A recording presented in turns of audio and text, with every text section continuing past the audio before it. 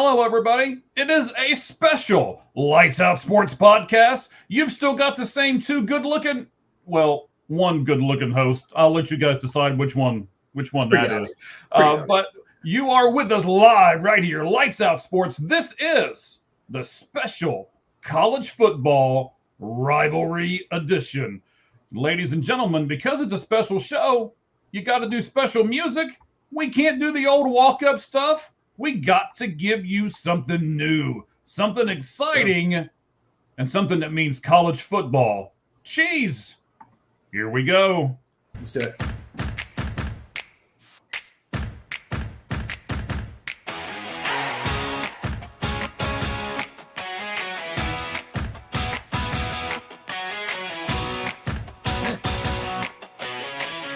That's right, man. Adjust yourself. Make sure you cover the entire screen, okay?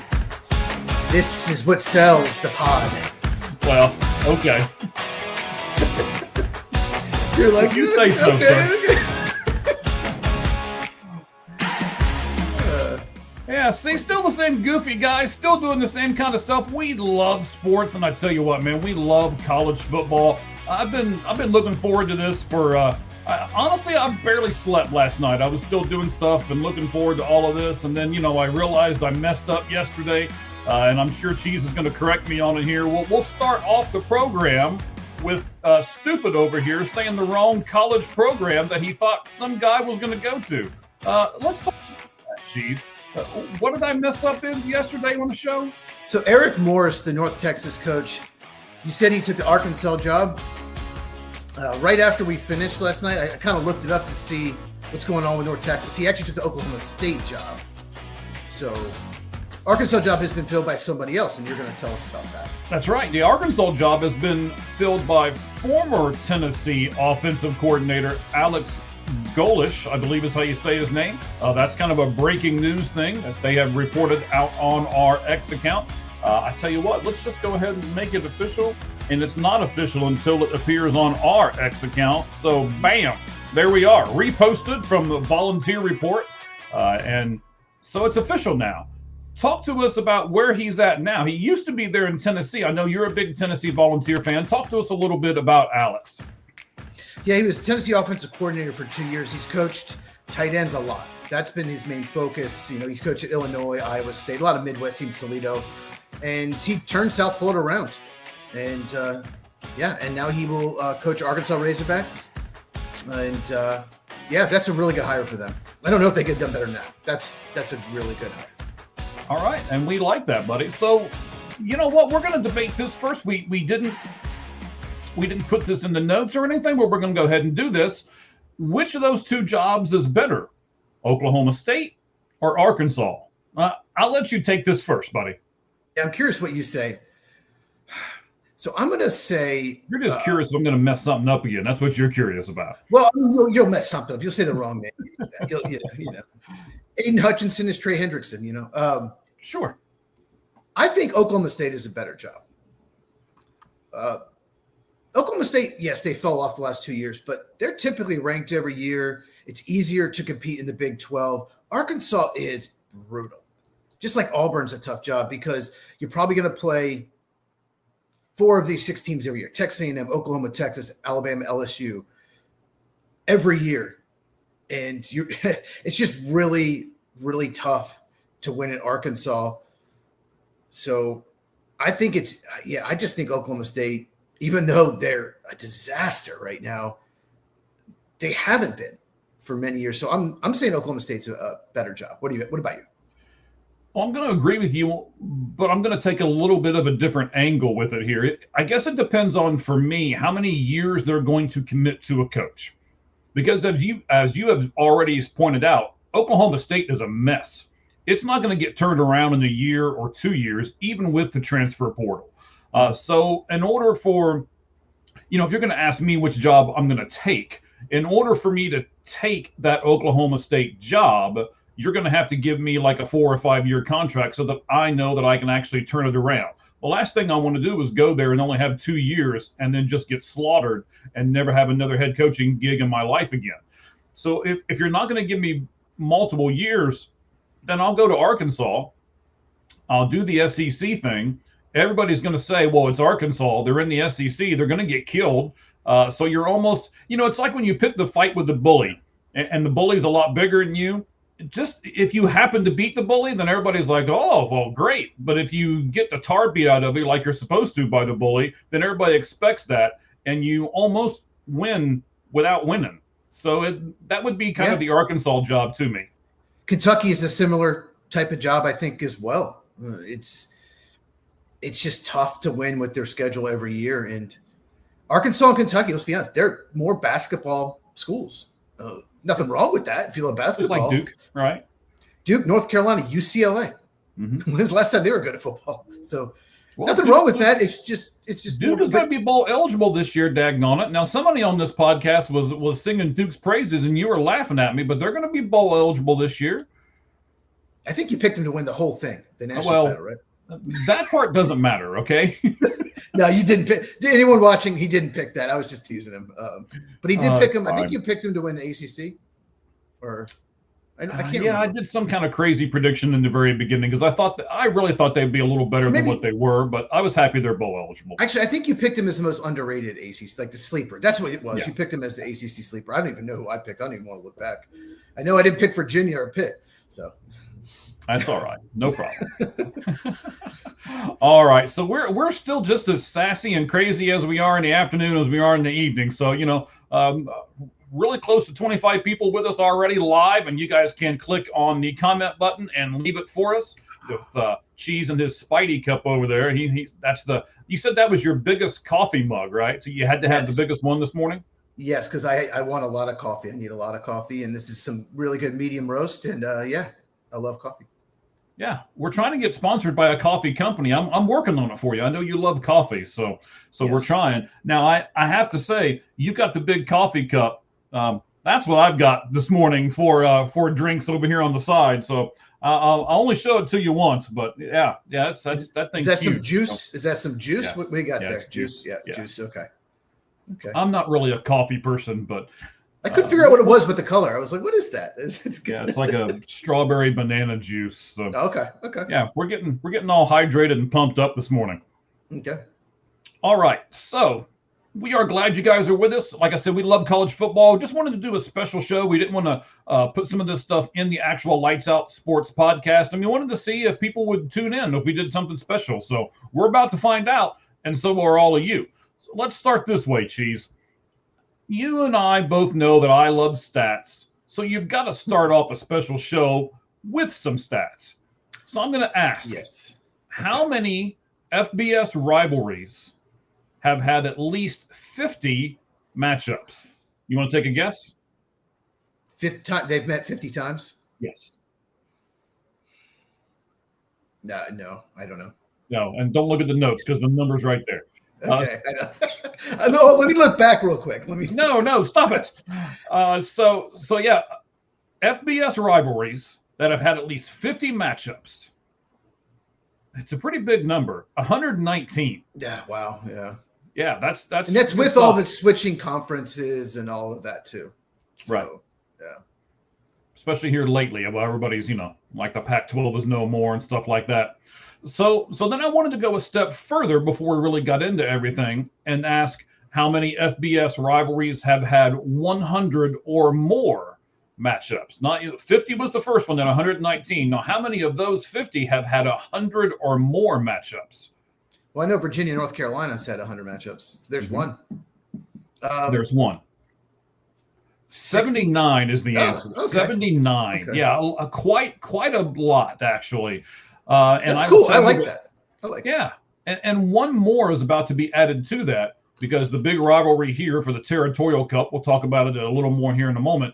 It is the ASU-Arizona rivalry. This year makes the 99th meeting between those two clubs. So they'll be added next year and we'll make it 80. So, Cheese, do you have to have longevity to be considered a rivalry? This is such a good question. And I'm glad you sent me the notes before because I had to think about it. Yes and no. I mean, Now, To the wait a minute. You fans, thought about this, and then you answered yes and no I'm going to after you explain. thought about it? Yeah, yes, I'm going to explain why. Okay, So to all the right. fans, to universities, that tradition, especially the people that, are over like 80 years old that have grown up with that rivalry and they've seen it for 70 years in their life. Yes, I think it means to them, yes. But you could switch a conference. Let's just say, okay, so the Big 12's very different now, right? Yes. Arizona State has not been in the Big 12 a long time. They beat Texas Tech this year. What if the next few years, those two are the top two teams competing every year? That could become a huge rival overnight, like within 4 or 5 years. Okay. So yes, and I think new rivalries can just, pop up. If one, they have a couple things have to happen. One, they have to both be really good, and two, they have to play each other every year. So, okay. Does that answer the question, or did I cop out by not really saying yes or no? No, I mean, I get what you're saying, I guess. You gave a really good example of it. Where I was kind of going is, these rivalries that have had the 100 or more matchups, the 79 of them that have, and even the 119 who have had the 50 or more matchups. I mean, I wasn't watching college football when I was, 2 or anything, but I've been around for all 50 of those years to be able to see those matchups. And we're going to talk about some things here in a little bit that I like the rivalry, maybe not every single year because, there's teams that are up and teams that are down and stuff like that. But as we talked about earlier, man, in these rivalry games, number one, anything can happen. And number two, I think that these rivalry games really make a difference if they do have a long-standing tradition. I think college football is that sport where traditions really matter. Not a whole lot in NHL, or not a whole lot in I don't want to say a whole lot in Major League Baseball because we do have our traditions there, but not necessarily rivalries as far as that part goes. I think these traditions and these rivalries really make a big difference when it comes to college football. Yeah, when you play someone once a year, it's just so much bigger than baseball where you play 12. It used to be 18 times a year. So each game doesn't mean as much. So absolutely. But yeah, when you play once a year, even NFL, you play your rivals twice a year. So it's just special that you only get one chance every year. And if you lose that, you have to think about it for 365 days. Correct. Yeah, it's coming again, right? Unless they meet in the conference title game or the playoff. But for the most part, yeah. Most of the time once, yeah. Okay. Do you think being able to remember watching a game with other people as a kid, like if you watched it with your dad or you watched it with your grandpa or you sat down with an uncle or whatever it was, does that help to cement that game to you personally as a rivalry? Yes. Absolutely. Mm-hmm. So it's the best. Any examples that you want to give? Because any examples that you want to give, and then I'll talk about it in a second. Just like, I still remember just as a kid watching Tennessee, Florida, watching those games. I know Tennessee really struggled in the 90s to beat Florida, but those games, I was just so hyped for them. And most of them did not go the way I wanted. But Tennessee, that wasn't one of their big rivals, and it became one. So that's one example that it was still a rival. It just wasn't as big. But, yeah, and just going, was born in Virginia, went to some Virginia Tech games in Charlottesville, went to one in Blacksburg. Those are really fun too. I just remember those games. And in some rivals, the big problem with these big conferences, like Virginia and Florida State used to play every year. And they developed a rivalry in the late 90s, early 2000s. Virginia was the first one to beat them when they joined the ACC. And they actually had a trophy. I don't even remember what it's called. And then when the conference expanded, oh, wait, you're not playing them every year. Like Georgia Tech and Clemson one year didn't play each other, which is crazy because those were huge rivalries. So that's the only thing that disappoints me. I wish the conferences would be max 12. I wish there were 6 or 7 big ones and more geographical, and you had, you played your rivals every year. Yeah, we'll get into some of these geographical rivalries here in just a moment. I think there's one big one, and it's, as a kid, and I'm not trying to get anybody's sympathy or anything like that, but, I didn't have a father figure as far as that part goes. So I didn't really have that deep-seated to be able to do it. My mother wasn't really a sports person.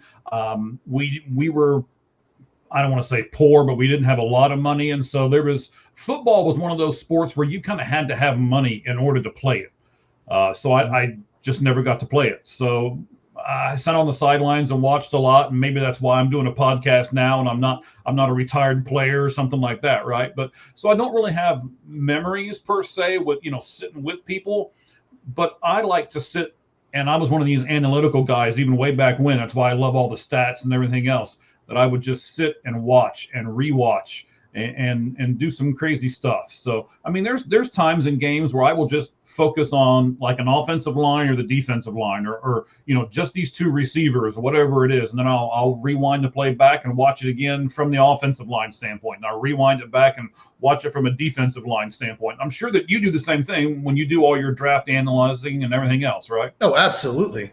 So when I watch a college game, you watch the ball. That's what you do. But I love going back and just watching offensive line on plays. Anyone that's watched my channel, the three positions I'm just obsessed with the draft, and that's offensive line, wide receiver, and safety. I love rewatching plays. You learn so much about a player just watching them play by play. And, some receivers just getting open, the quarterback can't get involved, and you're like, this guy had 3 catches, but this guy should have had 10 for 200, 3 touchdowns, And an offensive line, it's just really fun to watch. Just them try to pick up stunts, pick up blitzes, pull, just little things like that I really enjoy. So I absolutely agree with you. All right, so let me ask you this. I'm throwing this in here on purpose. We'll get to it in another show, and I'll just say that. I have some things that are coming down the pike that I know I want to talk to you about later on. It won't be in this show, but it'll be later on. What do you think? What position group is going to be the easiest one to fill with the best players in this upcoming draft? Oh, man. What's crazy? I would have said probably offensive tackle and quarterback before the season, and both have had so many disappointing players. Garrett Nussmeier, Drew Aller. I don't think Dante Moore is coming out. There's a rumor he's going to stay at Oregon. So that position's now weak. God. What do you think about offensive line as a whole? Probably edge rusher, but there are a lot of big edge rushers. It's not a 240-pound speed rusher. There's a lot of 4-3 defensive ends is really strong. I'd say, offensive line just not as good as would. Maybe off-ball linebackers better than it's been a couple years. It's terrible at tight end. It's terrible at running back. Wide receiver to me was one of the weakest positions. Mm-hmm. But so many guys have jumped up. Carnell Tate, Denzel Boston, Mekhi Lemon. I mean, it really was Jordan Tyson. And is anyone else going to go in the first round? That's what I was thinking in August. And Chris Brazzell, Tennessee, I think he's going top 20. Almost forgot him. Kevin Concepcion, A&M. So now, all of a sudden, wide receiver, if you're looking for a number 2 wide receiver, this is a good draft for you. There's not a lot of ones, but there's a lot of good number 2s. So, I'll say that. And okay. Pretty good. I think I'm going to have to cut you off because you're just going to keep talking about the draft. I'm going to list all the positions. Yeah, I was trying to find my draft notes, but I couldn't. I didn't have time. It's all right. I didn't prep you for this, so that's I was throwing this at you here. So, how many rivalry games will actually be played this week in college football? There's 119 of them that have had 50 matchups. There's 100 of them that have had 79. So, how many will be played this weekend in college football, and why are we doing a special show on it? Are you ready for this number? There will be 67 college football rivalry games this weekend alone. It's crazy. That's a ton of games and just so much football to watch, and I can't wait to get into it. We'll talk about some of them here, and then we'll do our lights out list here at the end of the show, which will give us our top 10 games of the weekend. I can't wait to do that because I'm sure, as always, our differences will shine through here. So how many of these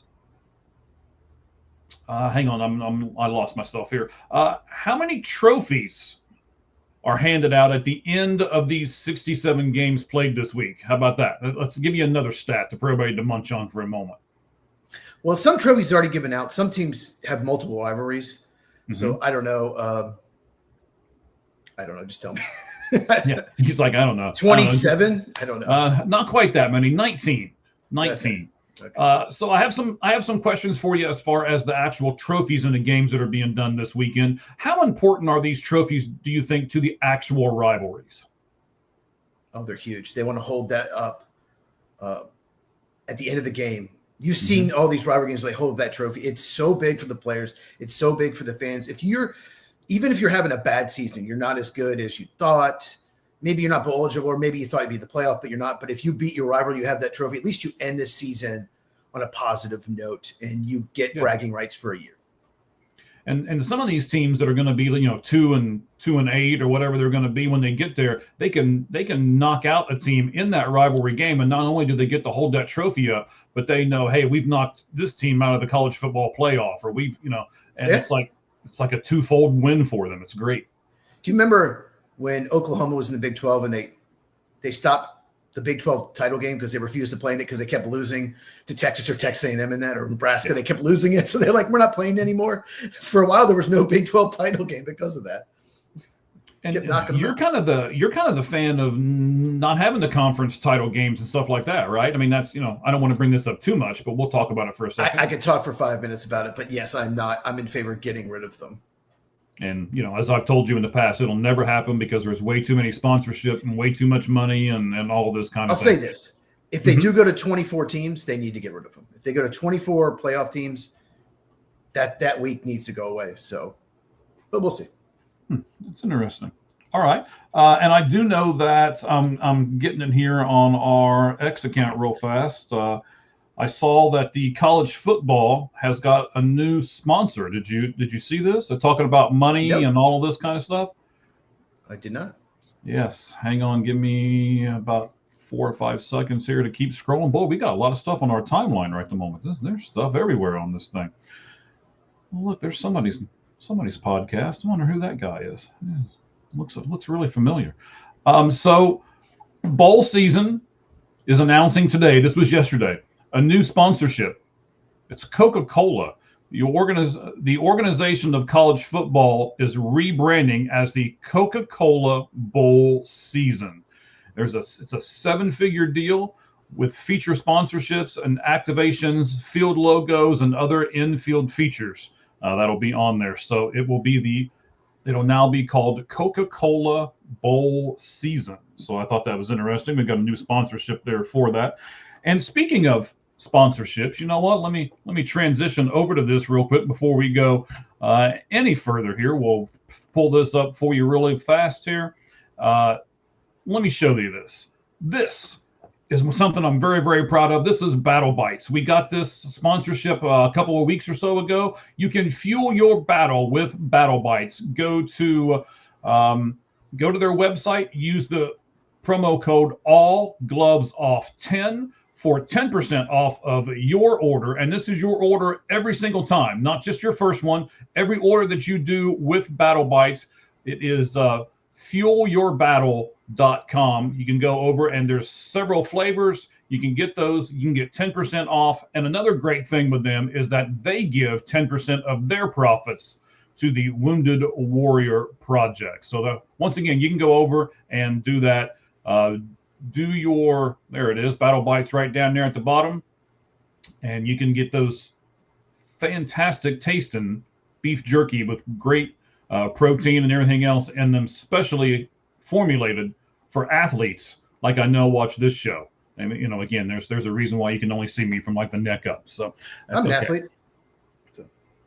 But with that hair, I'm sure it's aerodynamic. I mean, it's. I played sport in college. So did you? Yeah. Yeah. Not football, unfortunately. When you're not even 5'9", it's tough to play football. But it's true. So how important? So we said these trophies are really important to the rivalries. How about how important they are to the fans? What do you think the fans feel when they see those trophies? Oh, they love it. But the thing is with fans, we've talked about this. It's short for fanatic. You better beat your rivalry. Fans are going to be pissed. They're going to want you. You know this.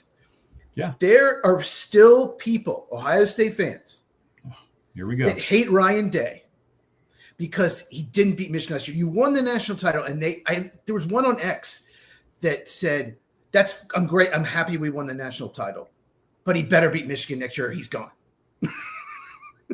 It's just so insane. I'm happy, but I'd rather be Right. Michigan than win a national title. I mean, is that what he's saying? So Yeah. it's big. Yeah, but it's huge. Fans, it can save jobs, and they love seeing that trophy, and they love storming the field. Yes. I want to throw this out there really quickly too. You said this in the earlier, actually, I think you said this on your channel on one of your podcasts, that Ohio State losing to Michigan last year kind of woke them up, and it kicked them in the butt to be able to have them go win the national title.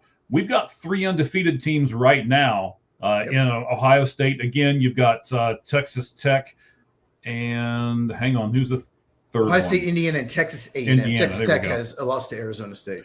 So for the fans of those teams, even if you lose this weekend, maybe it's going to do the same thing. Maybe it's going to wake them up. And maybe your team, even though they take a loss this weekend, will go on to win the national title. We'll see. I think the only one that, I mean, I guess anything can happen, but Purdue's not beating Indiana. But yeah, A&M, if Texas comes out and whoops them, that could wake them up. So, because they've had a couple games where they didn't play so great and barely won, especially against South Carolina. So maybe they need a wake-up call. And unfortunately, we can say the same thing for Ohio State because Michigan's had their number, and we'll talk about that here in just a few minutes too. Last thing I want to ask you about with the trophies and how they're concerned, then we're going to actually go through and look at trophies and the matchups in which they are given to them. But how important are these trophies to the overall tradition of college football? We'll kind of circle the wagons and talk about all of this in one shot here. How about the college football traditions associated with those trophies?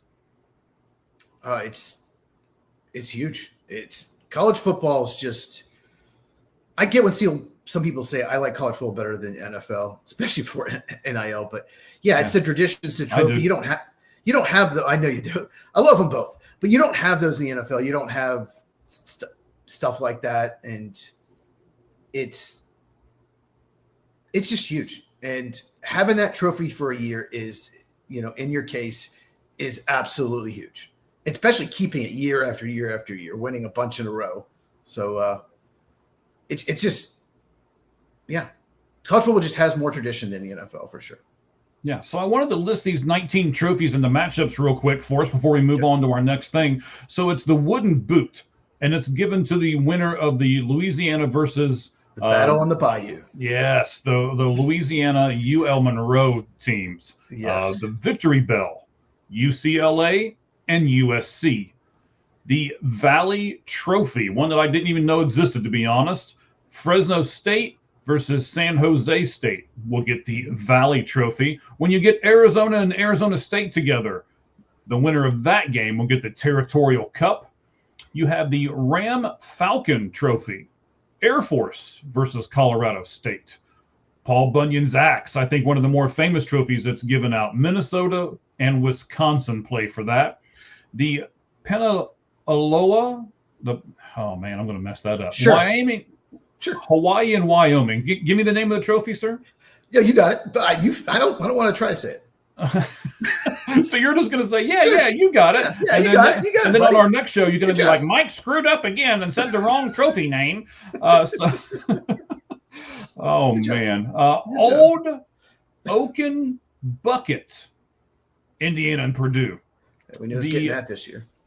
Yeah, we know who's getting that one, I think. The Macala Trophy, Makala. What is it? Macala? Yeah, okay. Maybe you should have read these. That goes to Florida and Florida State. The Legends Trophy, Notre Dame and Stanford meet for that. Illinois and Northwestern will meet for the Land of Lincoln Trophy. Alabama and Auburn, of course, we call it the Iron Bowl, but the trophy is the, here we go. I'm sure they got money for this. James E. Fox VODK Sportsmanship Trophy. Whew. James E. Foy, but yeah. Okay. What did I say? Fox. Oh, yeah, it's because I'm getting old and it's really small writing. I should have made the writing bigger. The Heroes Trophy goes to Iowa and Nebraska. The Governor's Cup goes to either Georgia or Georgia Tech. And there's also a second Governor's Cup that goes to either Kentucky or Louisville. For those of you in both those places going, hey, that's our cup. No, there's actually two of them.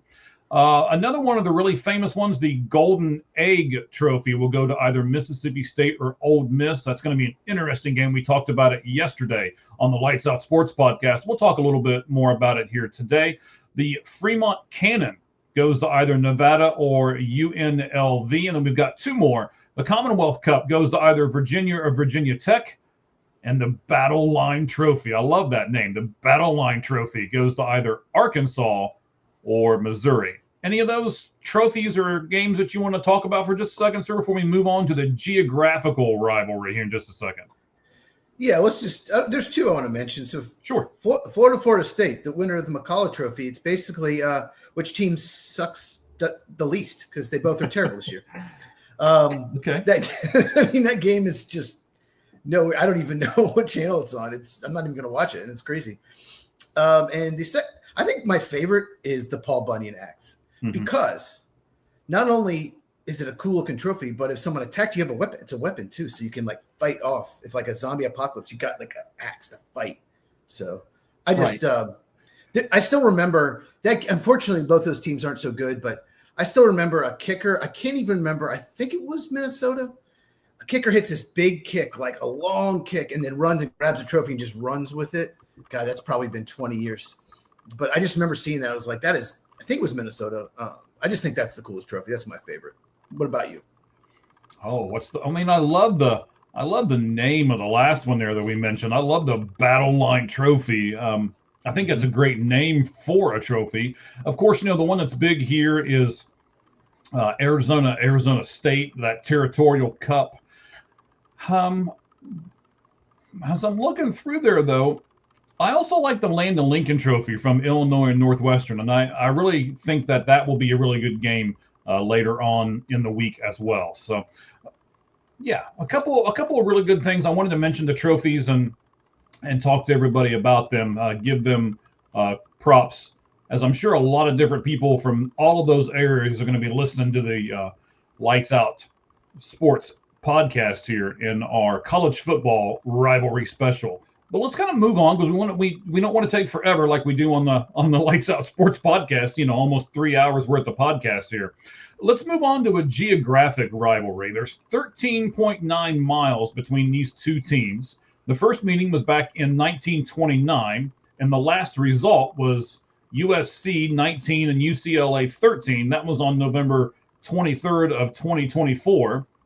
The record in the last 10 meetings between the two teams, USC leads it 7-3, and in the all-time series, it's a little more lopsided than what I thought it was going to be. USC leads UCLA in this series 53-34, and believe it or not, 7. They've had 7 ties in this rivalry. Now, it's 13.9 miles from point A to point B, but I was reading an article earlier, and they basically said it's still going to take you like an hour to an hour and 15 minutes to drive those 13.9 miles because it's in Southern California. Yeah. So, yeah, kind of crazy. It's a good geographical rivalry, and that's the one that I kind of remember as a kid because of where it was played at, and that historic stadium and all of that kind of thing. So, for me, that kind of ties everything together. It's close in proximity. It was played at a historic stadium, and it's been going on forever and a day. So, yeah, I wanted to mention that particular rivalry. Anything that you want to talk about the UCLA and USC rivalry, sir? Just that I'm a lot younger than you. Just that I'm not surprised at that record, because from when I started watching college football, USC has been much better than UCLA almost every year. UCLA just has not been relevant in a long time. Yeah, I know Troy Aikman played there, but I wasn't old enough to remember that. But when's the last time UCLA was like a top 10 team or relevant or up there? I can't remember. And USC's had some really good teams. About 20 years ago, they were one of the best college football programs year in, year out. Mm-hmm. Well, it's like Dan Lanning said, and he was able to mention them, right? And when you're giving a speech to your guys, and that Dan Lanning speech that we played yesterday on the Lights Out Sports podcast, Reggie Bush is not walking through that door, and Matt Leinart is not coming to help them today. So he was able to mention some really great players within that, and then he was talking about how rich that tradition is with USC. So when you've got an opposing coach using your great players and your great legacy as a motivation, I think that pretty much says it all, doesn't it? I think so, but Oregon's had a lot of good players like last 20 years. They've been up there. They haven't won a national title. They've been close a few times, but it's not like Oregon's just doesn't have but back then USC was just absolutely loaded. I was still following the draft back then, and they would get 2 top 10 picks pretty much every year. They just had so many studs, and they won a few national titles. Okay. The term rival tends to be tossed around by fans and marketers and stuff alike, right? We've made this whole week about rivalries.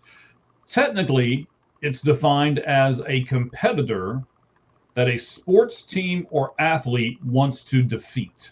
A competitor that a sports team or athlete wants to compete. That's Webster's dictionary. For those of you who are watching and say, what the heck's a dictionary? You can Google it too, all right? Shepherd's Farm remembers. I think I've got a few dictionaries around here somewhere. Cheese. I do not. Probably not. Do you like that definition? A sports team or an athlete that wants to defeat the other team? Sure, it's fine. Yeah. Do you think you need to add anything to that definition or take anything away from it when you're talking about college football rivalry week? I mean, yeah, it's you could you could add a lot to it. Basically, a game that you must win. You must beat your rivalry. A must-win game, or fans are not going to be happy. All right, so let's. If you're following along with me in the notes, I'm going to skip the next question because we're basically going to do that at the end. So let's not do that right at the moment. But let's talk about 5 games specifically that are going to be going on this weekend, and some different points from each one of them. The first one we're going to do, I'm doing this one for you, buddy. Vanderbilt, number 14, at number 23, Tennessee. The rivalry nickname? Well, there isn't one. It'll be on the 29th. You can watch it on ESPN at 3:30 p.m. Eastern time. The all-time record, Tennessee just absolutely kills Vanderbilt. 79, 32, and 5. So 79, 32, and 5. Can Tennessee ruin the season for Vanderbilt again? Oh, yeah, they can. Absolutely. To be honest, I expect them to win the game. So I lived in Tennessee for many years, and that's a game. Not only you win, you do not lose to Vanderbilt, and they lost to them like 2 out of 3 years when James Franklin was there. Oh my God! Who was the coach back then? Was that Dooley? I don't know, but it was unacceptable. Like people were livid. Tennessee, it's one of those rivalries that has been one-sided. And Vandy hates the fact that when they have the game at home, it's in Tennessee this year, that there's just as many people rooting for the Vols as rooting for Vandy. But, Vandy's better than they typically are this year, no doubt about it. But I expect Tennessee to win that game. They're playing better. Okay. What I didn't expect was so many people with us during the afternoon, but man, we're starting to jump up there in numbers here. So people love college football, and I think it's because of you, Cheese. People just love you too. All right, I'm going to give you. That's a big part of it. I'm sure it is. We'll have to look at the statistics when we're done with everything, but I'm sure that's a huge part of it, right? Yes. Another huge part of this Vanderbilt, who is number 14 right at the moment in the AP poll, against Tennessee, who was ranked number 23rd, and as you said, it's in Tennessee. I'm going to give you 3 words, and I want you to give me what you think of those 3 words. Quarterback, Diego Pavia. He's very good. I don't think he's a top 3 Heisman candidate like some people do, but he's a dual threat. There's no doubt about it. His passing stats look actually very similar to Joey Aguilar, the Tennessee quarterback. I was kind of comparing them. Aguilar's thrown for more yards, a few more interceptions, fewer touchdowns, but Aguilar has the most passing yards in the SEC. I was a little surprised about that. But Diego, he's just such a dual threat. He can run too. But here's why I think Tennessee's going to win. I think the game plan needs to be run the football. Both these teams have better offenses than defenses. Okay. But Deshaun Bishop had not carried the ball. He's a running back for the Vols more than 16 times all year, 24 last week against Florida. They finally realized playing 3 running backs is just Bishop needs to be the guy. And he torched Florida, and he's averaging 6.2 yards a carry. Feed him early and often and get ahead. Tennessee will win this game if they score enough points. They just got to keep scoring, and they'll be fine. But Pavia, yeah, he's Pavia. I don't know. How do you say his name? Pavia, I think that's his name. Yeah, Pavia. He's a stud. Don't get me wrong. Just don't think he's quite as hyped as some people say. But I think he's got over 600 yards rushing and 2,800 yards passing. That's pretty impressive. Yeah, that's pretty impressive.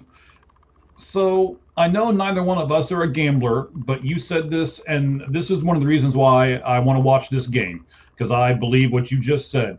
Not a lot of defense, a whole lot of offense. So if I gave you 50, would you take the over or under total score in the game? 50 points for Vanderbilt and Tennessee. I'd take over with 62. Wow. I mean, Tennessee's played some games. I'd have to look it up, but they played some games where they lost 44-41 to Georgia. They had another game that won like 41-34. Even Oklahoma game. Oklahoma, who has much better defense offense, they scored 60. Yeah. That game was 60 points. Kentucky, 56-34. So 41-34, that was Mississippi State. They play a lot of high-scoring games. And unfortunately, the big reason why Tennessee's not making the playoffs this year, well, they did last year, their defense was just better last year than it is this year. That's why they're not as good. But no, I expect it to be a lot of scoring in that game. We appreciate you stopping by and dropping a like to us. We do appreciate that. Like, subscribe. But that's one of the things that I never say on this show. Here I am over here, and I don't know why my guy beside me doesn't do it. He does it every one of his shows. He starts it off. And if you haven't seen his new format, by the way, new screen look, man, it's really tight. And of course, you can give your props to the person who did that for you. Go ahead. Yeah, Shauna made it for me. She did an amazing job. All right. So we've got that going on right at the moment. He's really improved that. The lights out sports right there the whole time. I love it. It just needs to have lights on it or something. And then it would be 100% great, but it's okay. I do love the new format. I love how the side looks with your with your logo and everything else now. That's really, really cool. So yeah, thank you for stopping by. Give us the like, hit the bell for notifications. You know what? Let me let Cheese do it. He does it so well. What all should they do right now for the Lights Out Sports podcast on YouTube? So if they're not subscribed, why not? They should absolutely subscribe. And if you don't hit the bell, then you never know when we might do an instant reaction. You never know when Mike might do, what do you call it? What do you call it? Seeing the whole field. I've changed the name of it. Seeing the whole field. We need more of that, Mike, when you have time. But we need more of that. You never know. I'm going to try to do it some this week. I'm off this week. So hit the notification and absolutely like this. Really helps out Lights Out Podcast if you hit the like button. It looks like this. That's what it looks like. So hit that and make sure you subscribe. All right, fantastic. So we got our first of 5 games out of the way. Let's go to the second one, where number 4 Alabama is at Auburn. The rivalry nickname is the Iron Bowl. The trophy is the Foy ODK Sportsmanship Trophy. It's on Saturday, November 29th. You can watch it at 7:30 p.m. Eastern Time on ABC. The all-time record for this, not as close as I thought it was going to be. Alabama leads the series 51-37, and they've had one tie. But as I asked you in the last game, or in the last game that we looked at here before this one, Vanderbilt and Tennessee, I'm going to ask you basically the same question. Do you think Auburn can spoil Alabama's college football playoff berth with a win in the Iron Bowl? It's definitely possible. I just don't think it'll happen. Alabama is actually, I don't think they've lost an SEC road game this year. Could be wrong, but I don't think they have. They've been a good road team, and they have to win to stay alive in the college football playoff. I think they win. I think they will play Texas A&M. if they win in the SEC title game, assuming A&M wins, but it's definitely possible. Auburn has pulled some upsets in the past, but I wasn't surprised that it's 51 and 37-1 because it was probably pretty even before Nick Saban got there. It was probably pretty close. But they can pull it off. It is in Auburn, but I just don't think they will. I think it could be close for a while. I think Alabama will pull away. I think they're just better. So, yeah, Alabama lost to Florida State. I was trying to pull up some of this real fast while you were talking. That's all that Google gave me. So Google let me down there. But, well, they lost to Oklahoma at home, but they haven't lost a road conference game. They've been really good. They've won at Missouri, at Georgia, places like that. Mm-hmm. So they've looked good on the road in the SEC. I just think they'll show up. I think, they have to win to have any chance to make the playoff. I'm not even sure if they're in with that. We'll see what happens with the committee. But yeah, it'll be interesting. It'll be really interesting. Of course, now you guys can comment right along with us. We're getting close to 50 people here with us live. You can do what Brando Hoosier did. Stop by and just give us a like or give us a follow or give us a comment. We'll certainly talk to each and every one of you as long as you talk about what we're talking about. And the great thing about this show is we're only talking college football. So it's pretty easy to talk about what we're talking about. It's not like the Lights Out Sports podcast every Tuesday night that we do where we talk about college football, Major League Baseball, and the NFL. And Australian women's volleyball Sometimes, if they're good looking. All right. Alabama, Auburn, the Iron Bowl. You've got to watch this game if you're a college football guy, right, Cheese? Alabama, Auburn? Yes. Oh, yeah. Oh, absolutely. Especially because, it's so big for Alabama. And Auburn can play spoiler. And they want to. They've done this in the past. Mm-hmm. I still remember the game where Alabama could have won with a field goal, and he was short and was returned for a touchdown, and Auburn upset them. Do you remember that game? Probably about 12, 15 years ago? Yeah. There are Alabama fans that still do not forgive Nick Saban, despite all the national championships, for that game. But how bad is it going to be, Cheese, with this new Alabama coach that not everyone's sold on as it is, if Auburn beats them on Saturday? How bad is it going to be? They're going to want him fired, period. Because a lot of them already do. It's a big split with the fans. A lot of them want him gone already. If he doesn't make the college football playoff 2 years in a row, there are a lot of them that will want him gone for sure. But they'll go get that Paul Bunyan's Axe Trophy from the Minnesota-Wisconsin game and bring that thing down to Alabama. Yeah.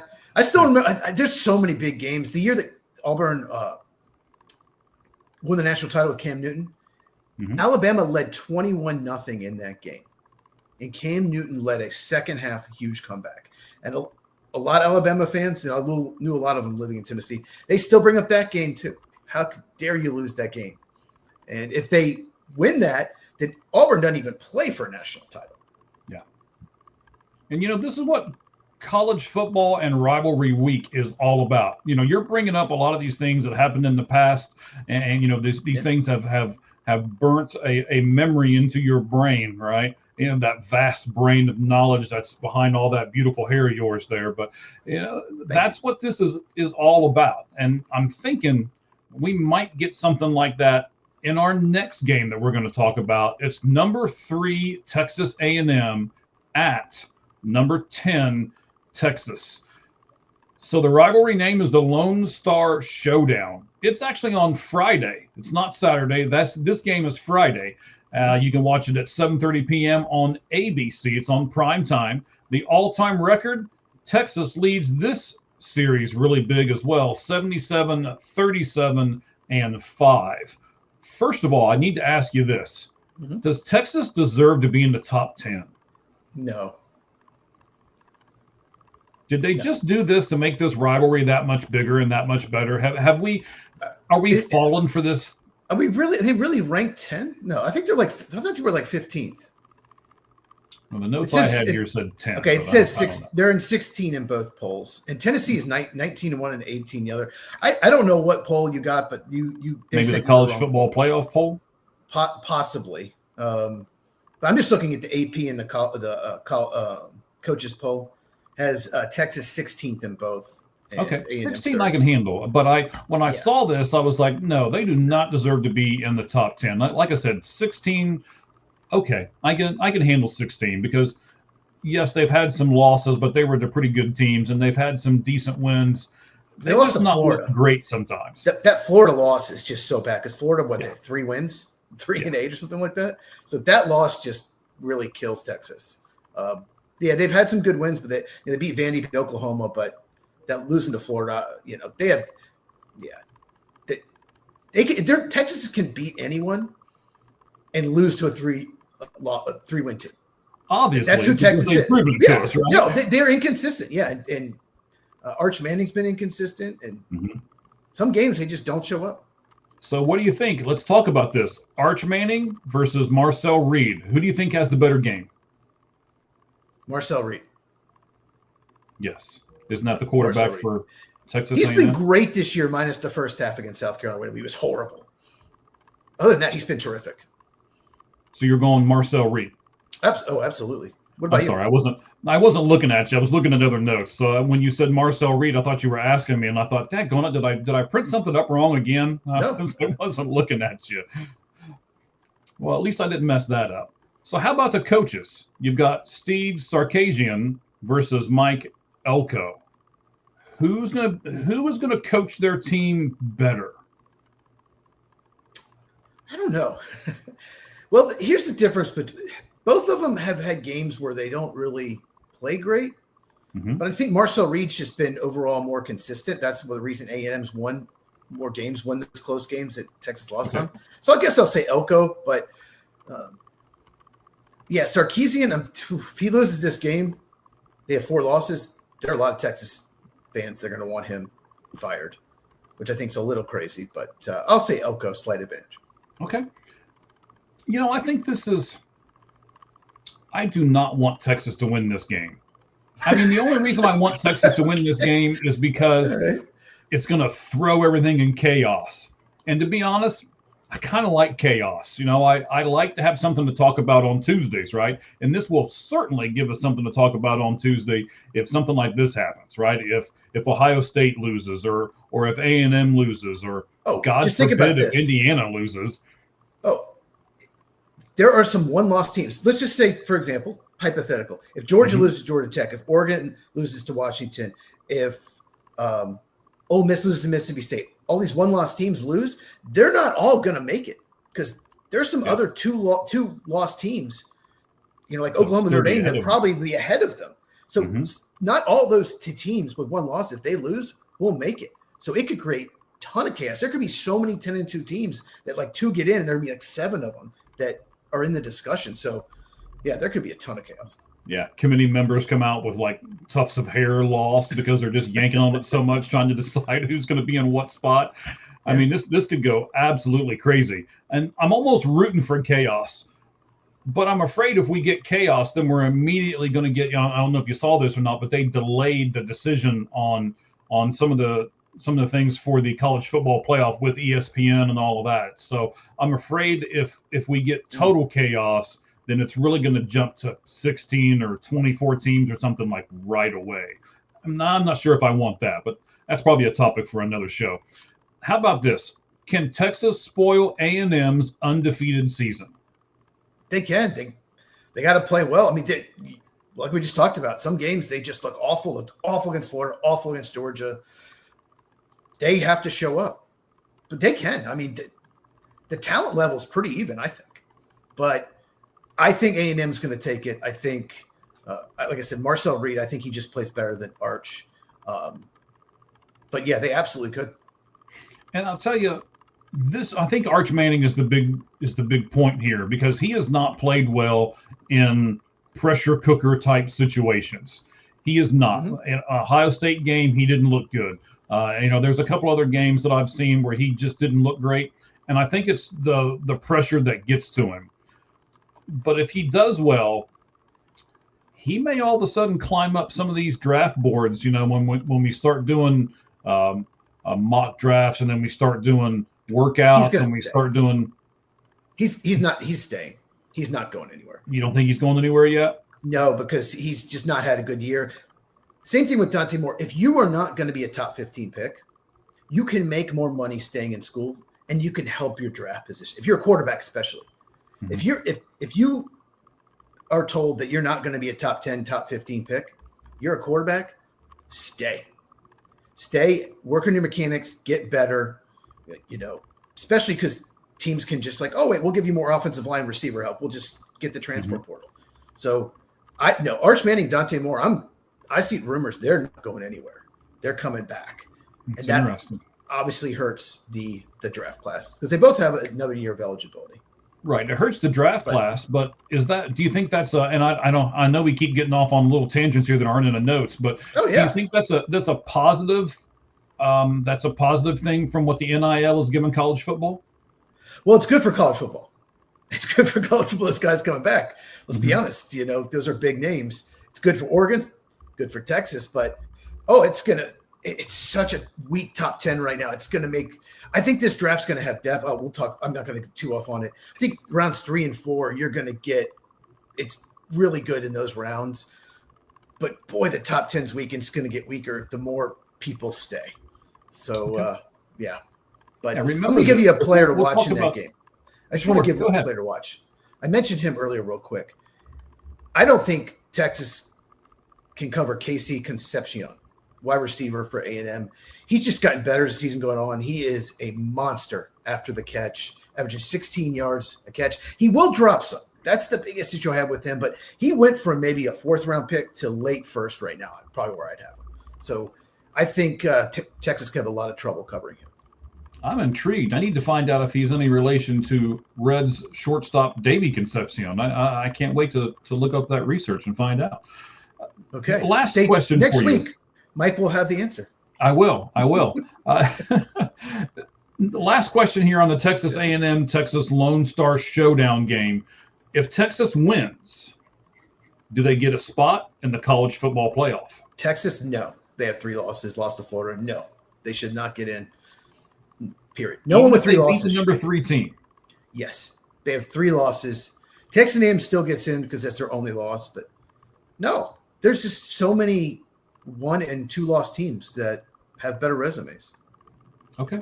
And you're the guy who doesn't want to have all these teams in the college football playoff. And you're telling me right now there's tons of teams that have great resumes. Or better. Okay.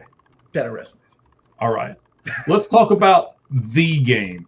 Ohio State and Michigan. It's Saturday, November 29th, 12 p.m. Eastern. It's early for me, 10 p.m. for me. It's early on Fox. The all-time record, I hate to say this, but Michigan leads the all-time record, 62, 51, and 6. And I know we've asked this with every one of these games, but that's why these games are so important in this rivalry week. I know the answer is yes, but I'm going to ask you anyway. Can Michigan spoil OSU's undefeated season? If you asked me last year, I would have been like, oh, no, that wouldn't happen. So, yes, they can. If they can beat them last year, they can beat Michigan because Michigan was a worse team last year. That game, I rewatched that game right before the draft, and I was like, Kenneth Grant, who's been awful for the Dolphins. In that game, he went from like a late 1st, maybe even early 2nd-round pick to the 13th overall player when he absolutely dominated that game. If he doesn't play, Ohio State wins. And he's done nothing for the Dolphins. So based on last year, yeah, they could win. It's at Michigan, I believe. Yeah, it's at Michigan. But I don't think it'll happen. I just don't. There's no way. Ohio State, you can't lose that game again. They have a better team than Michigan, so they should win. 4. They've lost 4 in a row. After winning 8 straight. Winning 8 in a row. And yeah, Ohio State needs to win that game. Even though if they lose, they're still in the playoff. Ohio State needs to win that game. Okay. J.J. McCarthy, let's talk about him for a second. He came from Michigan, right? And you made a video about him. You just gave us another guy who has not been very good that came out of Michigan. I love it when you talk about people that come out of Michigan that aren't very good when they get to the NFL. Who's good against Ohio State? But when JJ was there, you made a great point in your latest video on your YouTube channel. What is the name of that YouTube channel, sir? It's Football with Cheese. Cheese spelled Cheez. Where I did a video basically breaking down how bad JJ McCarthy has been, why it's surprising because I was high on the draft, and what the Vikings should do going forward because it's just a mess. And yeah, make sure you subscribe to my channel. And anything crazy happens, any upsets with the NFL on Thanksgiving, yes, I will go live on Thanksgiving, instant reaction if I have to. So just, I will make a video. So make sure you subscribe and hit the bell. What does a win for Michigan over Ohio State do for them this season? I mean, I don't think it gets them into the college football playoff, but what else could it do for them this year? I think they should be in if they win. Really? I do. Because they'll the only team to beat Ohio State. They beat the number one team in the country. They'll be 10-2.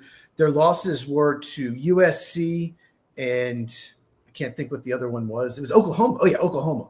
So they'll have one loss in the Big Ten and beat the number one team in the country.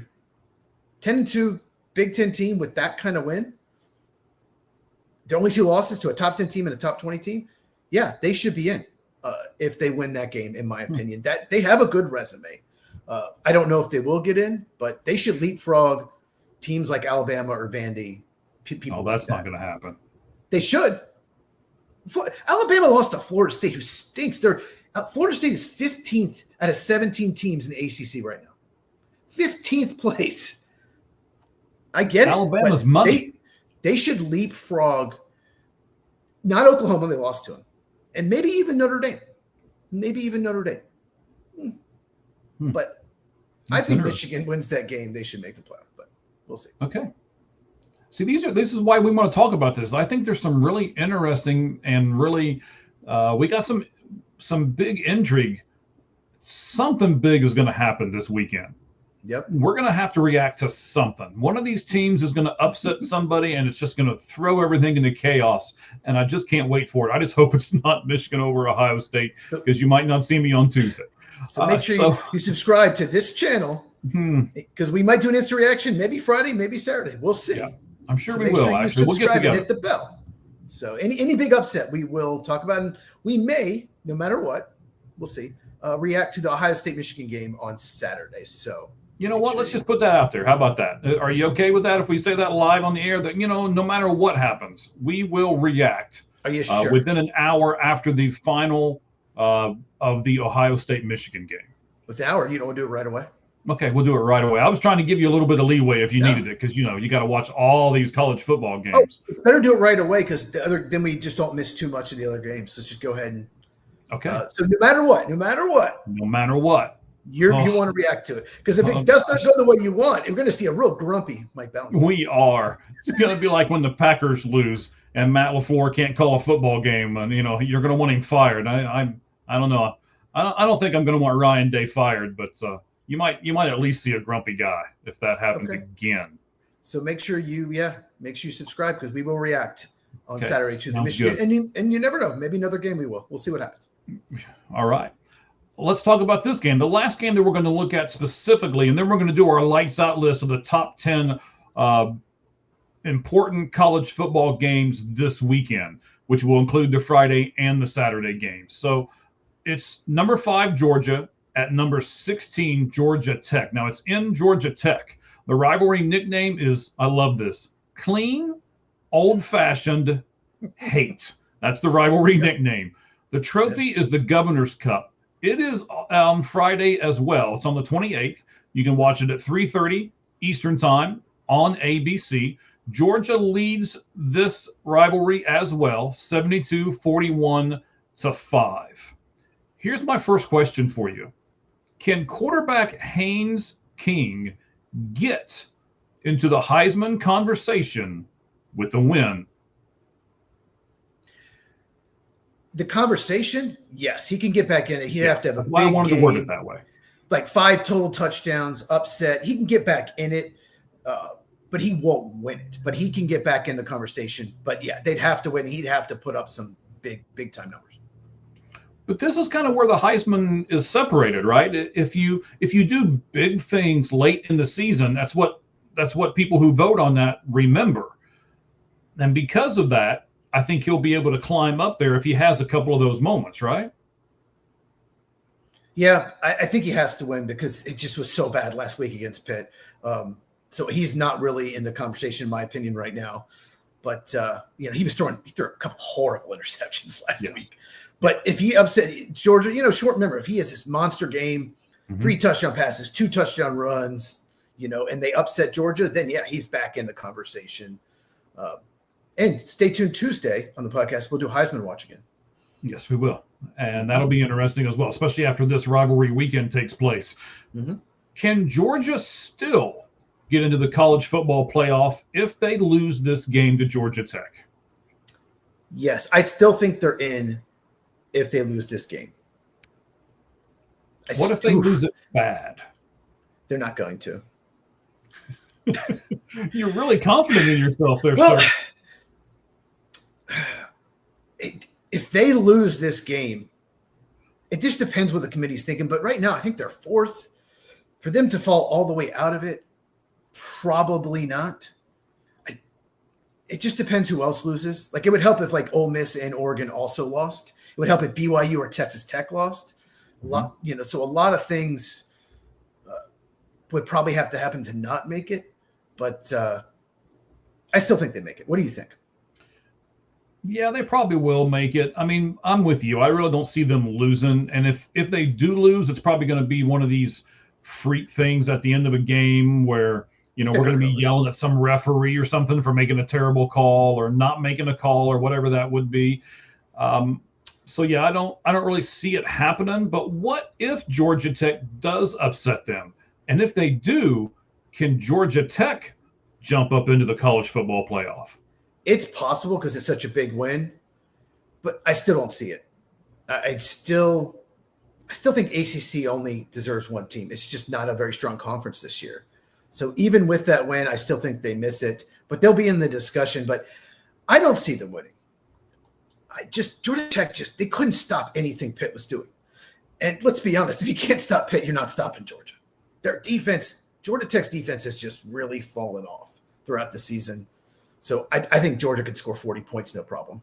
So I don't see it happening. This is one of those that I just don't see it being an upset just because Georgia Tech just can't stop a thing.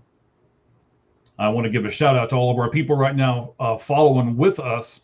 There's one podcast that's going on X right now that's got us beat, but the second one is my stream of the Lights Out Sports Podcast Special Rivalry Edition, and the number 3 rated is Cheese's broadcast of the Lights Out Sports Podcast Special Edition. They don't, Twitter doesn't combine, or X doesn't combine them together. It does each person as they put it out there separately. So we've got the 2 and the 3rd, 2nd and 3rd right now. So nice. Pretty good. We weren't sure how this was going to go with it being in the afternoon. So we appreciate each and every one of you helping us out and giving us exactly what we need here on the Lights Out Sports Podcast when we're doing a special. It is the Rivalry Edition for college football. All right. It is time, sir. Okay. It's time for the Lights Out list. And I can't wait for this one. In fact, I got special music just for it. Okay. Yes. You got to give it a second because it builds for a minute. But here we go for the Lights Out list.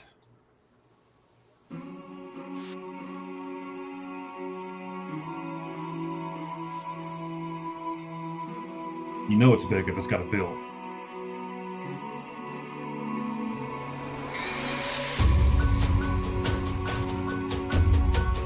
All right, ladies and gentlemen, this is our Lights Out list. It is going to be the top 10 college football games this weekend that we just can't wait to see. Yeah.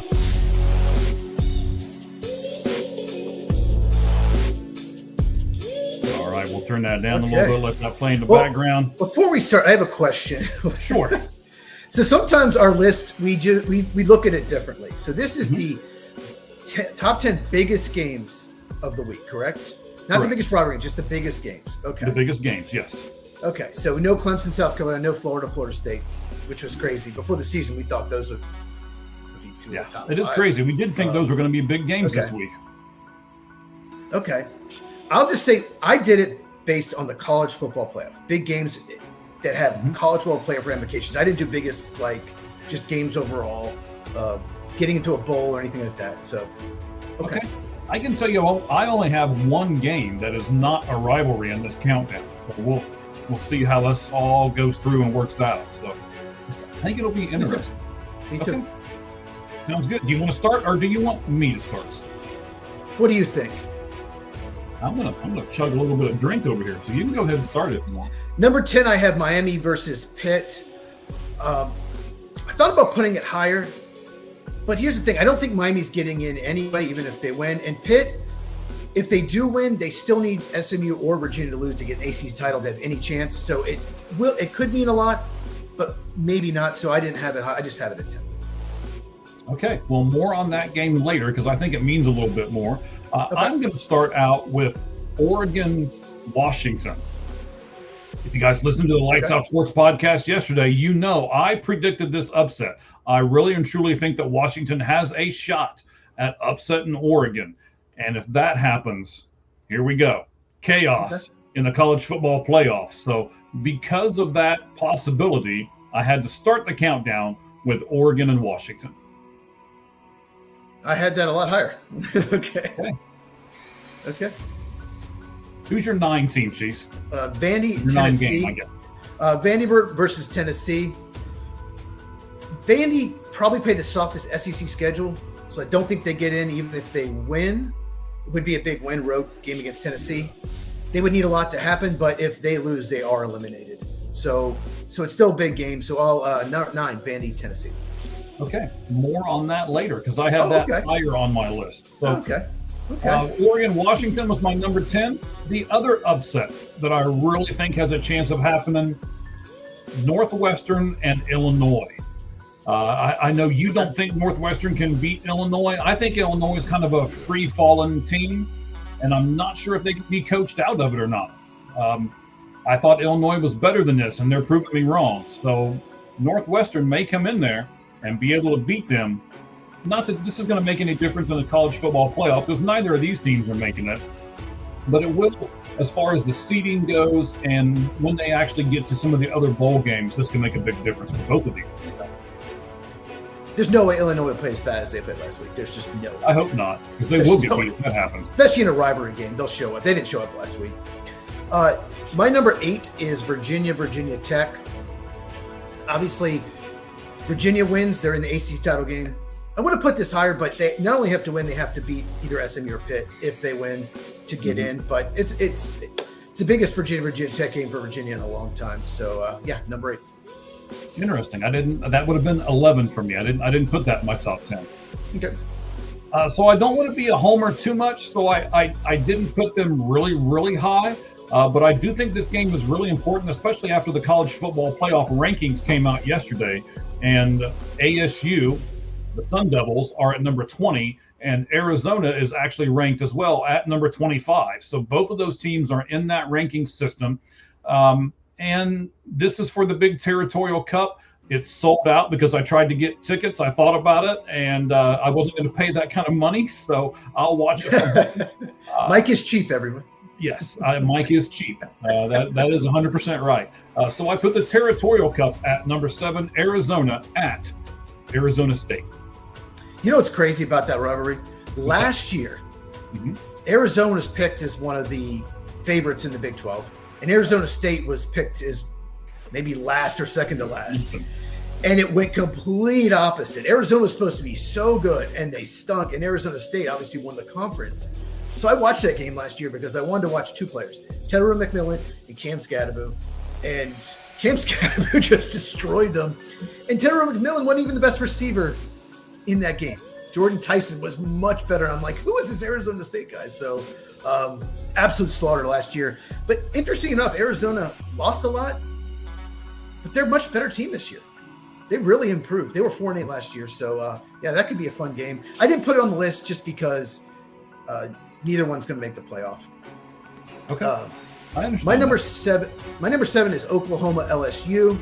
I think it's very simple for Oklahoma. They have a great resume. They have some huge wins at Tennessee, at Alabama. Even though they lost to Texas, but if they win, I think they're in at 10-2.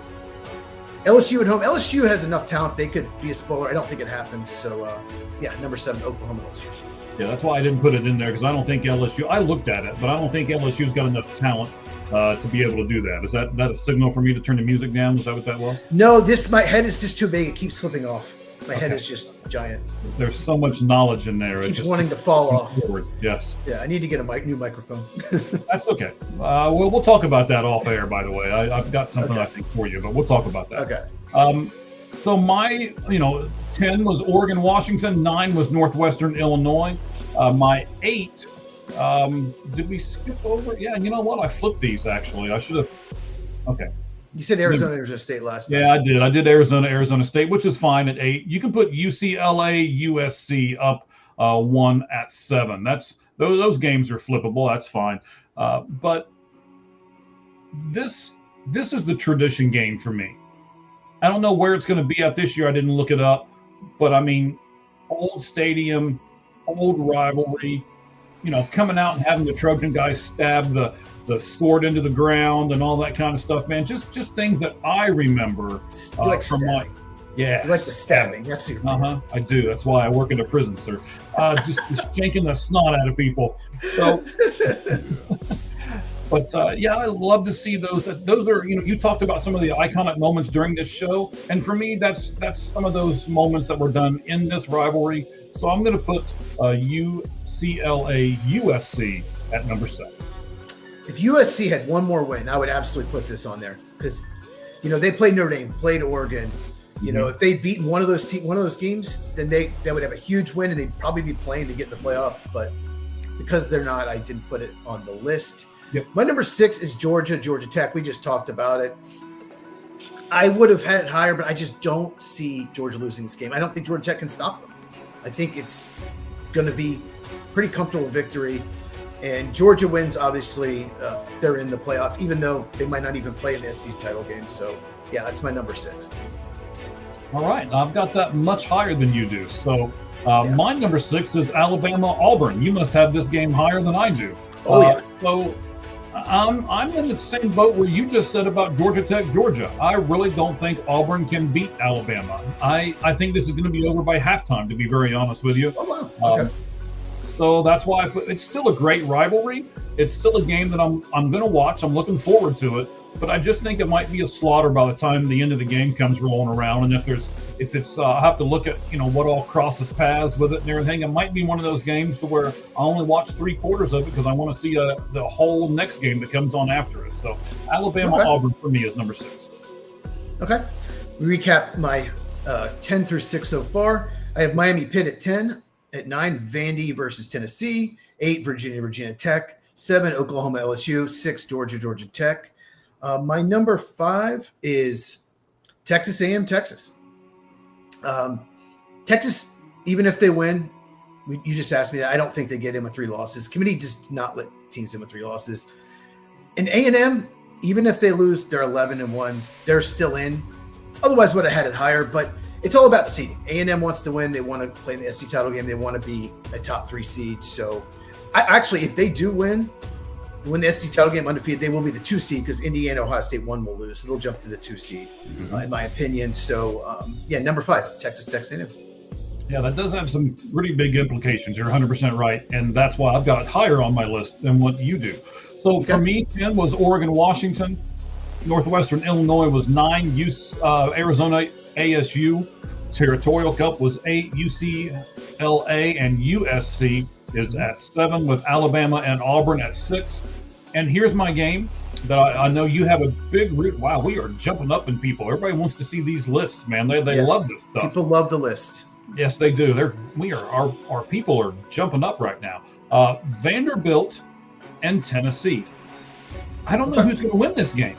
That's why I put this at number 5. I really don't know who's going to win this game. I think both teams have a shot at this. And unlike some of the other games that we've talked about today, I don't see a clear-cut winner here. What I see is a great game that has some implications with the college football playoffs. So at number 5, Vanderbilt and Tennessee. The over-under actually is 65.5. Wow. That's a high number. That's much. Tennessee is favored by 3.5. So they think it's anytime it's 3.5 or fewer, it's pretty much a coin flip. And they are at home. So, yeah, I'm looking forward to this one. I do think Tennessee, they better win. Okay. So maybe we'll have an instant reaction to that game as well. We can. Let's do it. All right. Well, Friday and Saturday. Well, actually, Thursday, Friday, Saturday. All I'm going to do is watching football. That's all I'm going to be doing is watching football and eating. Okay. I'll probably eat more than I will watch football. But again, there's a reason why you can't see me from the neck down. So. Yeah, I just got to figure out, like, if I'm cooking, I can't be watching, but I want to cook some chicken. So I got to figure out what I'm doing. Okay. My number 4, you've already mentioned it. And I get why you had it lower, but I'm going to explain why it should be higher. Oregon, Washington is my number 4. Oregon, you said something in the podcast last night. They really don't have as good a resume as most teams in the Power 4 conference. No. Their loss was to Indiana, who's great, but it was at home. So if Oregon wins, there is a chance they get knocked out of the college football playoff. They're not going to play in the Big Ten title game, so they can't win the Big Ten, no matter what. So even though they'll be 10-2, they lose to Washington, who's unranked, I believe.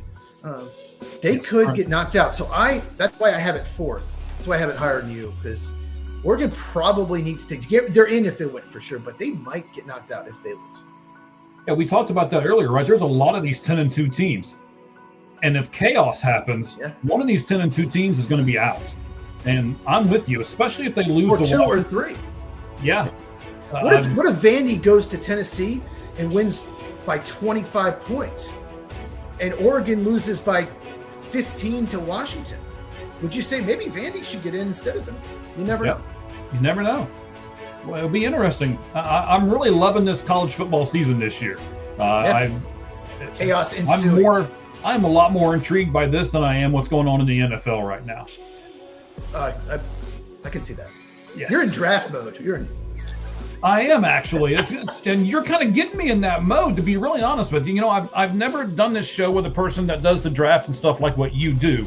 And you've made me watch college football a little differently, because I literally, what I said earlier is 100% true. I'll go back and rewatch a play. I think you go back and rewatch whole games. I kind of like to watch a play and then be like, oh, wait, let me rewind this back a little bit and see how this person did. And let me rewind that same play back and focus on this part. And so I'm watching college football a little bit differently because of Cheese over here. So, wow. Yeah. If Jordan Tyson gets drafted if Jordan Tyson's drafted by the Cardinals, we will do an instant draft reaction. Mike will be freaking out. I will, but I don't think he's going to get past Tennessee. But yeah. Oh, okay. Yeah, more on that. Another show. Yeah, but think about it though. That makes sense, doesn't it? They got their quarterback. Now they want to get their trade down.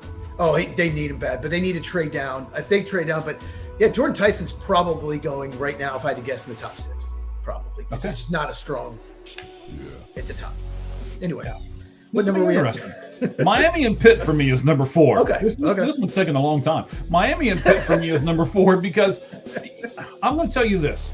Pitt excited me last week. That quarterback, that true freshman quarterback doing what he did last week, man, that big game pumped me up. And I'm not even a Pitt fan. But as I'm watching that game, it's just building and building and building. And there was a point where you're like, oh, no, they're going to collapse. And they're going to, this young kid's going to fall down and he's going to falter. And then, but he didn't. He kept his. Then he made a huge play and they got up 21. He did. Mm-hmm. Honestly, I jumped up out of the chair like, oh, yeah, there we go. That's what I want to see. So he got me excited, and this might be a little bit of bias here, but I want to see Pitt beat Miami. And I think, again, this is going to be a really good game. I don't know who's going to win this game, but I know who I want to win this game. And when I looked at the games and I saw that, okay, I'm not sure who's going to win it, I didn't do the college football ramifications as much as what I think you did. I looked at what were the better games over the weekend, and I think this one ranks number 4 for me, Miami and Pitt. Yeah, I want Pitt to win just because I don't want those Miami fans say we beat Notre Dame. If Notre Dame makes it, they don't. Oh, we beat. If they lose this game, they can't say anything. You know, and like I said, the victory over Florida State now looks like nothing. Yeah, that victory for Miami, actually.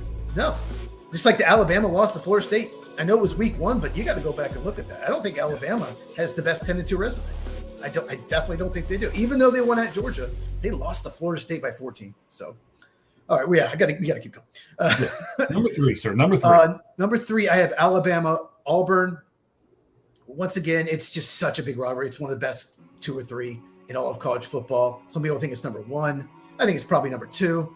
But Alabama has to win this game to have any chance. So the stakes have never been higher in Auburn. You know they want to knock Alabama out. And if Alabama loses, we talked about earlier, they'll be 9-3 for 2 straight years. That is unacceptable for Alabama fans. So much at stake.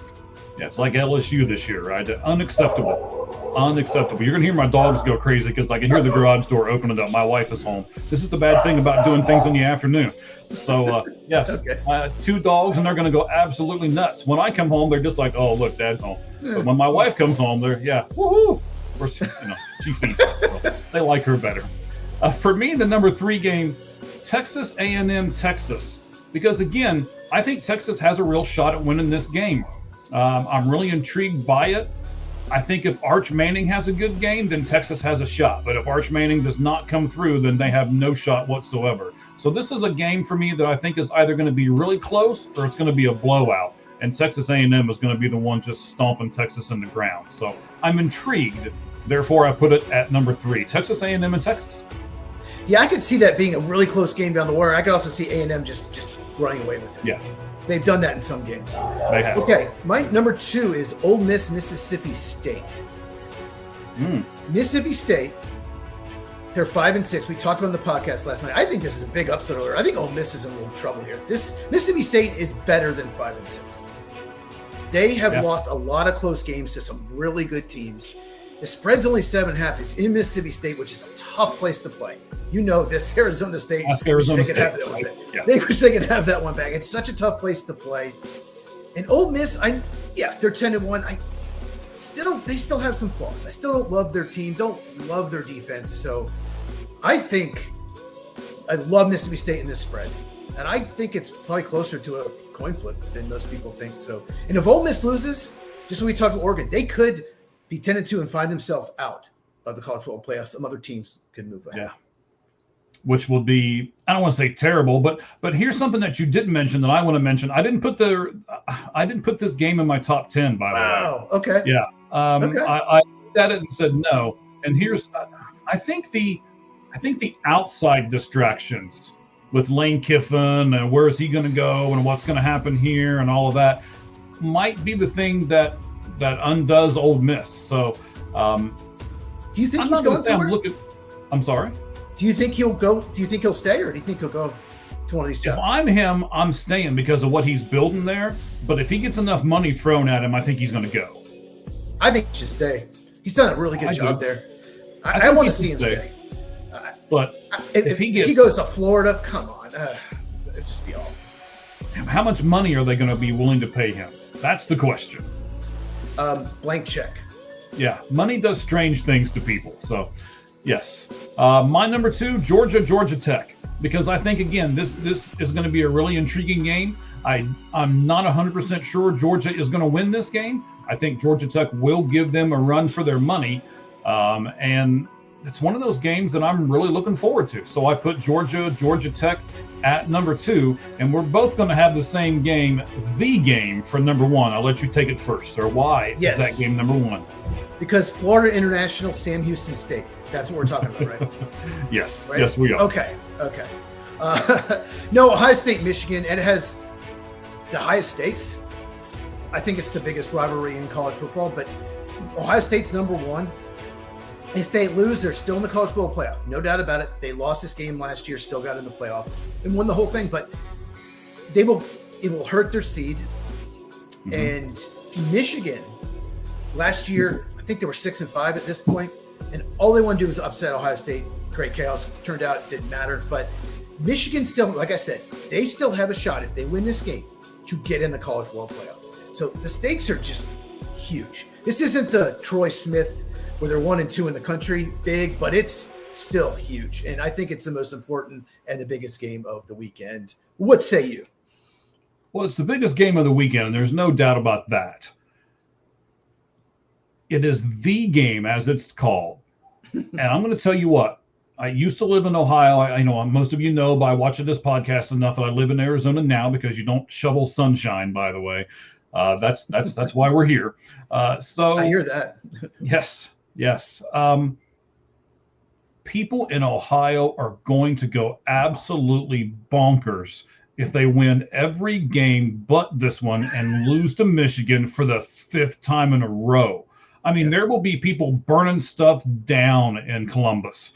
I know the game is in Michigan, but it's going to just wreak havoc. And then the consequence is going to be real because you're going to have people calling for Ryan Day's head while he's trying to win a national title. And that's just not going to go over well. We talked about that earlier. Yeah. But I have to put this but in there.